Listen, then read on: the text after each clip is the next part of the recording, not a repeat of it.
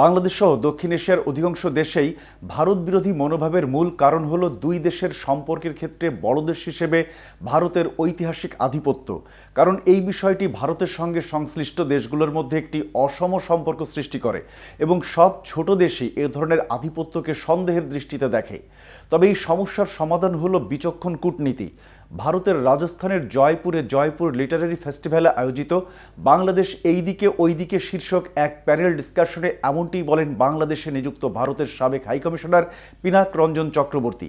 কিন্তু ভারতকে নিয়ে বাংলাদেশ ও প্রতিবেশীদের কেন এত সন্দেহ? বিস্তারিত থাকছে প্রতিবেদনের বাকি অংশে।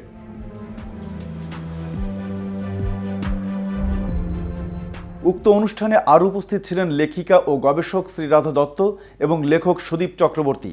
তারা সেখানে গত আগস্টে ছাত্র জনতা অভ্যুত্থানের পর শেখ হাসিনার আওয়ামী লীগ সরকারের পতনের পর বাংলাদেশের রাজনৈতিক ও সামাজিক পরিস্থিতি এবং ভারতের সঙ্গে বাংলাদেশের সম্পর্ক নিয়ে আলোচনা করেন।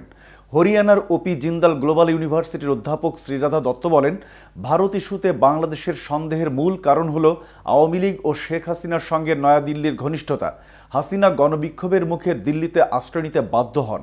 তবে শ্রীরাধা দত্ত বলেন, বাংলাদেশ ও ভারত একসঙ্গে কাজ করতে বাধ্য, তাই যত দ্রুত তা শুরু করা যায় ততই মঙ্গল। আলোচনায় বক্তারা উল্লেখ করেন, গত বছর বাংলাদেশে আগস্ট বিপ্লবের পর নোবেলজয়ী ডক্টর মোহাম্মদ ইউনূসের নেতৃত্বে অন্তর্বর্তী সরকার নিয়ে কিছুটা মোহভঙ্গ হয়েছে বাংলাদেশিদের। তারা একদিকে অস্থির রাজনৈতিক পরিস্থিতিতে মূল্যস্ফীতির চাপে পড়েছেন, অন্যদিকে বড় রাজনৈতিক দলগুলো নির্বাচনের দাবি জানাচ্ছে। একই সময়ে হাসিনার আমলে নিষিদ্ধ জামায়াত ইসলামী আবারও বাংলাদেশের রাজনৈতিক পরিসরে সক্রিয় হয়ে উঠেছে। শ্রীরাধা দত্ত আলোচনায় বাংলাদেশি নারীদের প্রশংসা করেন, পাশাপাশি ধর্মীয় বিষয়ে তাদের আগ্রহের বিষয়টিও উল্লেখ করেন তিনি। শ্রীরাধা বলেন, নারীরা বাংলাদেশে মধ্যপন্থী শক্তি এবং সরকার ও বেসরকারি কর্মক্ষেত্রে তাদের বিশাল উপস্থিতি এক্ষেত্রে ধর্তব্য।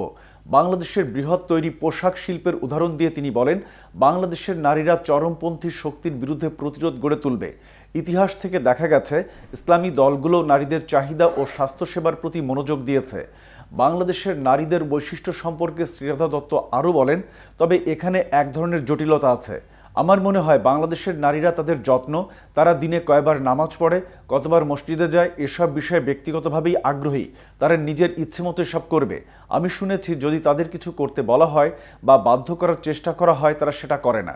সুদীপ চক্রবর্তী বলেন, সাম্প্রতিক বছরগুলোতে তিনি বাংলাদেশের রক্ষণশীলতার বৃদ্ধি পেয়েছে বলে লক্ষ্য করেছেন। তবে তিনি এটিও স্বীকার করেন যে কেবল বাংলাদেশ নয়, ভারতসহ বিশ্বব্যাপী রক্ষণশীলতা বেড়েছে। এতক্ষণ সাথে ছিলাম আমি শাহনেওয়াজ। KTV নিউজ 24-এর সাথে থাকার জন্য ধন্যবাদ।